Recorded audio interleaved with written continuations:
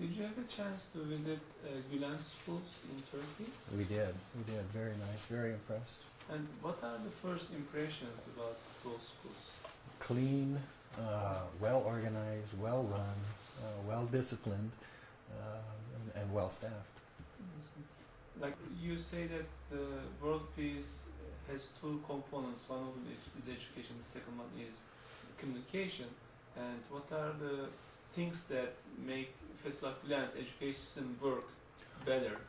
Oh, I think it's What's your observation, personal observation? I'm glad I got a chance to listen to that question Yes. while you were talking to my wife, because I know the most important thing for me to see there is the quality and the dedication and commitment of the staff and the professors.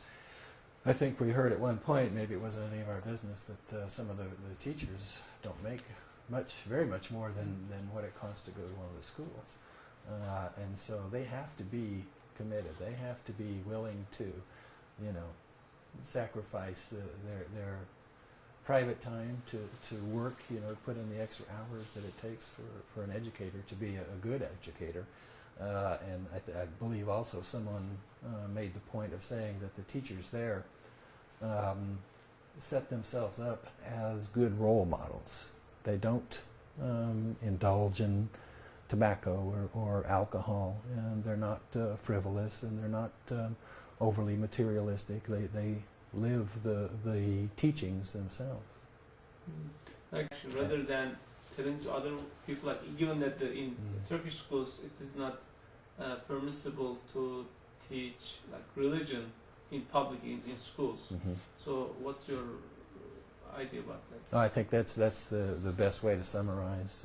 Is they put their words into action, and that shows in the quality of the education, the quality of the people that you have as educators. And did you have a chance to read any Gulen's works? I read a few. I had come to know Orhan and Mohammed Chetin several months before the trip, and I talked to Mohammed about some of the books that Gulen has written, and I haven't read everything, but I've read a few of his articles, and I'm quite impressed. What are things that impress you in the follow through of actions from words?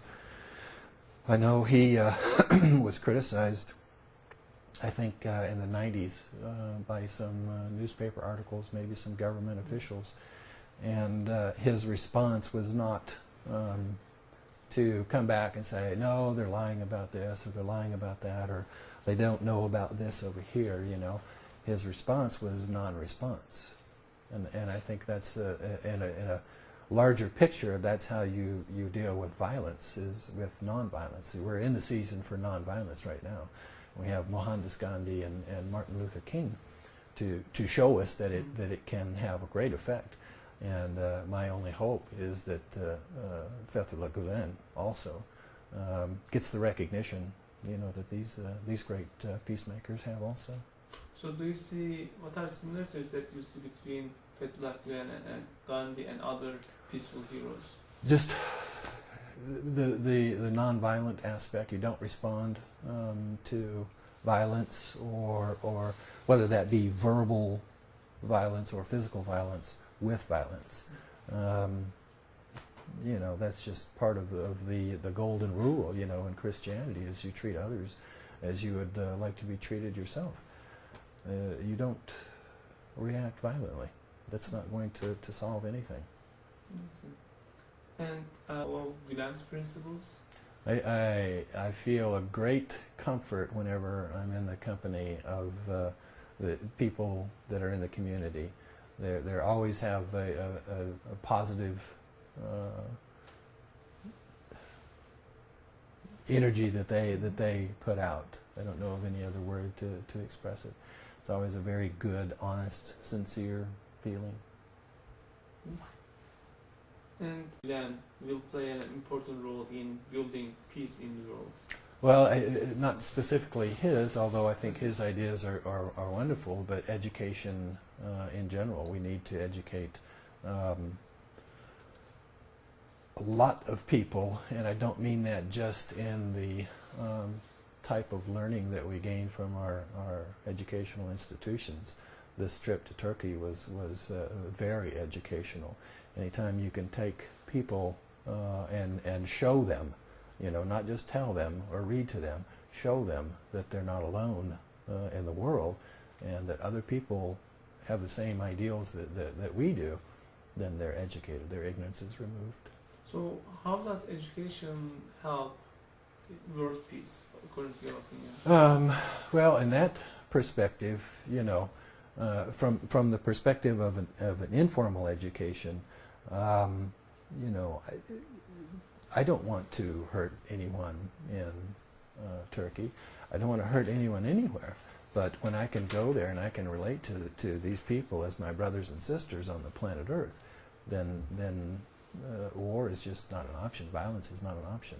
As far as education, I think the higher the level of formal education, I think you teach people, you can't help but come into contact with other thoughts and new ways of thinking about things. And that, I think, carries over into society as well. Okay. And know about Islam. What did the word Islam mean to you? Well, as a student of religion and philosophy, I think I was probably more aware of Islam than the average person on the street. But still, it is a reading it from a book is not the same as experiencing, and to supplement the reading, you know, with experience is I think a key to long-term understanding, knowledge. What are differences that you realize? Not differences, but what reinforces your ideas about Islam, or after the trip, before, when I mean, even though you are a student, what are things that complemented your initial information about Islam? Well, I think what I found to be reaffirmed was the idea that I've had for some time, that there is one God, and there's many ways of looking at it. You know, when I see the terrorist activities, and these people claim to represent Islam, you know, it challenges my belief that God is at the heart of all religions. But going to Turkey and seeing quite differently that God speaks, you know, many different languages, and I don't know where the extremists get their notions from, but you know, the Turkish Muslims are reading the same Quran as these other people. I think the other people maybe have another agenda that they bend and twist the meaning of the words to suit their own desires.